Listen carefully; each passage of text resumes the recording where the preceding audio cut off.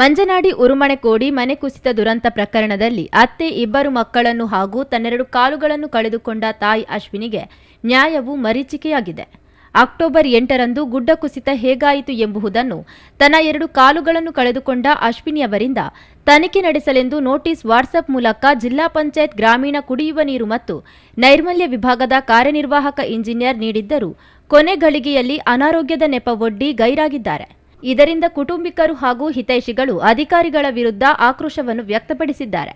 Notice ನೋಡಿ ಅಶ್ವಿನಿಯವರನ್ನು ಕುಟುಂಬಿಕರು ಹರೆಕಳದ ತಾಯಿ ಮನೆಯಿಂದ ಘಟನಾ ಸ್ಥಳಕ್ಕೆ ಕರೆತಂದಿದ್ದಾರೆ.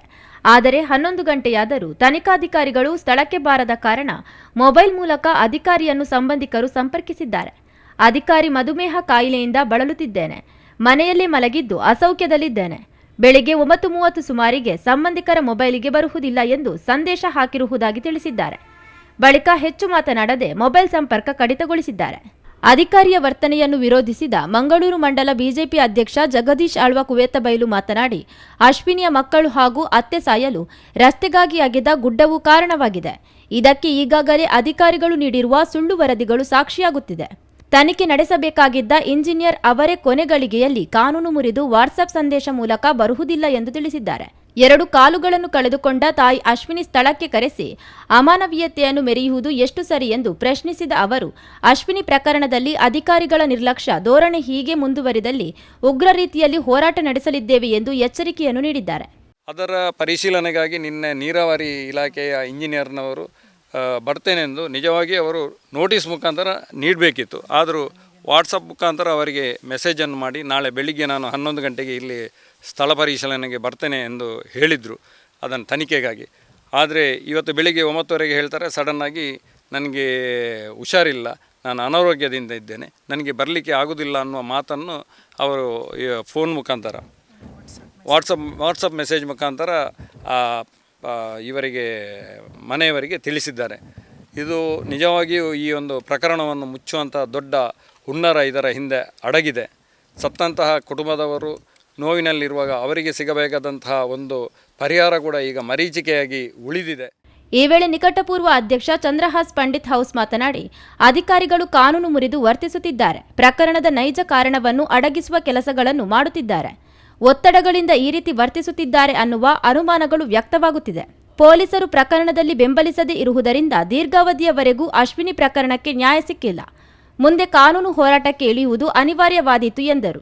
4 ತಿಂಗಳಿಂದ ಅಧಿಕಾರಿಗಳು ಕೆಲಸ ಮಾಡ್ತಾ ಇಲ್ಲ ಅಂತ ಹೇಳಿದ್ರೆ, ಇದರ ಬಗ್ಗೆ ಯಾರು ಕೂಡ ಚಾಸು ಅನ್ನುವಂಥ ಮಾತನ್ನು ಎತ್ತಿಲ್ಲ ಅಂತ ಹೇಳಿದ್ರೆ ನಾವು ಪ್ರಶ್ನೆ ಮಾಡಲೇಬೇಕಾಗುತ್ತೆ. ಸಂಶಯ ಕನಿಷ್ಠವಾಗಿ ನಮಗೆ ಸಂಶಯ ಬಂದೇ ಬರುತ್ತೆ. ಹಾಗಾಗಿ ನಾವು ಖಂಡಿತವಾಗಿಯೂ ಇವತ್ತಿನ ಈ ಒಂದು ವಿಚಾರವನ್ನು 4 ತಿಂಗಳಿಂದ ಇದಕ್ಕೆ ಬೇಕಾದಂಥ ಕಾನೂನು ಹೋರಾಟವನ್ನು ಮಾಡಿ ಇವತ್ತು ನಾವು ಒಂದು ಹಂತಕ್ಕೆ ಬರಬಹುದು. ಅಧಿಕಾರಿಗಳಿಂದ, ಸರ್ಕಾರದಿಂದ, ಜಿಲ್ಲಾಡಳಿತ ಒಳ್ಳೆಯ ಒಂದು ವ್ಯವಸ್ಥೆ ನಮ್ಮ ಅಶ್ವಿನಿಯರಿಗೆ ಆಗಬಹುದು ಅನ್ನುವಂಥ ಒಂದು ಇಚ್ಛಾಶಕ್ತಿ ಇತ್ತು ಇಲ್ಲಿವರೆಗೆ.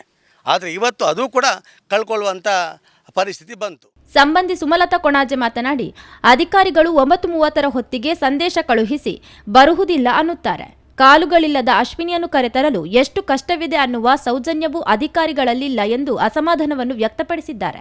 ನಾವು ಅಶ್ವಿನಿಯನ್ನು ಯಾವ ಪರಿಸ್ಥಿತಿಯಲ್ಲಿ ಕರ್ಕೊಂಡು ಬಂದಿದೆ ಅನ್ನೋದು ಮುಖ್ಯ ಆಗಿಲ್ಲ, ಇಲ್ಲಿ ಅವರ ಆರೋಗ್ಯ ಅವರಿಗೆ ಮುಖ್ಯ ಆಯಿತು. ಅದಕ್ಕೆ ಅವರು ಮೆಸೇಜ್ ಮಾಡೋದಾದರೆ ಇದನ್ನು ಮೊದಲೇ ನಮಗೆ ಅವರನ್ನು ಕರ್ಕೊಂಡು ಬರೋದಕ್ಕಿಂತ ಮುಂಚೆ ತಿಳಿಸಬೇಕಿತ್ತು. ನಾವು ಇಲ್ಲಿಂದ ಅವರಿಗೆ ಕಾಲ್ ಮಾಡಿದೆವು. ಕಾಲ್ ಮಾಡುವಾಗ ಅವರ ಉತ್ತರ ಏನು ಅಂತ ಹೇಳಿದರೆ, ನನಗೆ ಹುಷಾರಿಲ್ಲ, ನಾನು ಇನ್ನೊಂದು ಸಲ ಪ್ರಯತ್ನ ಪಡ್ತೇನೆ. ಸರಿಯಾದ ಉತ್ತರವನ್ನು ಅವರು ನಮಗೆ ನೀಡಲಿಲ್ಲ. ಅದರ ನಂತರ ನಾವು CS ಸಾಹೇಬರಿಗೆ ಫೋನ್ ಮಾಡಿದೆವು. CS ಸಾಹೇಬರು ಫೋನ್ ತೆಗಿಲಿಲ್ಲ. ಅವರ ಅಸಿಸ್ಟೆಂಟ್ಗೆ ನಾವು ಫೋನ್ ಮಾಡುವಾಗ ಅವರಲ್ಲಿ ನಾವು ಈ ವಿಷಯವನ್ನು ತಿಳಿಸಿದಾಗ ನಾವೀಗ ಏನು ಮಾಡಬೇಕು ಅಂತ ಕೇಳುವಾಗ ಅವರ ಉತ್ತರ ಕೂಡ ಸರಿಯಾಗಿರಲಿಲ್ಲ. ಅವರು ಅಲ್ಲಿಂದ ಎಕ್ಸಿಕ್ಯೂಟಿವ್ ಇಂಜಿನಿಯರ್ಗೆ ಫೋನ್ ಮಾಡುವಾಗ ನನಗೆ ಬರಲಿಕ್ಕಾಗೋದಿಲ್ಲ, ನಾನು ಇನ್ನೊಂದು ದಿನ ಕೊಡ್ತೇನೆ ಅಂತ ಹೇಳಿ ಅವರು ಹೇಳ್ತಾರೆ. ಈ ಸಂದರ್ಭ ಬಿಜೆಪಿ ಯುವ ಮೋರ್ಚಾ ಅಧ್ಯಕ್ಷ ಮುರಳೀಧರ್ ಕೊಣಾಜೆ, ರೈತ ಮೋರ್ಚಾ ಅಧ್ಯಕ್ಷ ಪದ್ಮನಾಭ ಗಟ್ಟಿ ಕೊಣಾಜೆ, ಕಾರ್ಯದರ್ಶಿ ರಮೇಶ್ ಬೆದ್ರೋಳಿಕೆ, ಜೀವನ್ ಪ್ರಕಾಶ್ ಮಂಜನಾಡಿ, ಉದಯ್ ಮಂಜನಾಡಿ, ರಾಧಾಕೃಷ್ಣ, ದಕ್ಷರಾಜ್, ನಿತೇಶ್, ಜಗದೀಶ್ ಕುಲಾಲ್, ಪತಿ ಸೀತಾರಾಮ್, ಸಹೋದರರಾದ ಪವನ್, ಜಗದೀಶ್ ಕುಲಾಲ್, ಕೃಷ್ಣ ಕುಲಾಲ್, ಸುಖಾನಂದ ಶೆಟ್ಟಿ ಮತ್ತಿತರರು ಉಪಸ್ಥಿತರಿದ್ದರು.